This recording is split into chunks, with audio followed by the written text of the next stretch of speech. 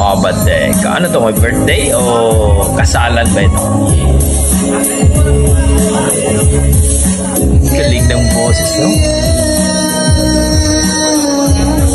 Tingnan natin. Wow!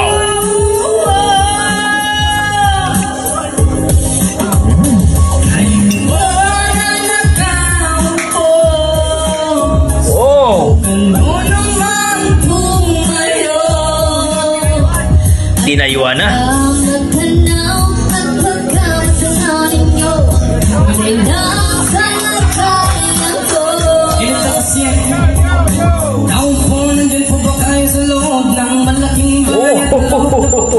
Mataas na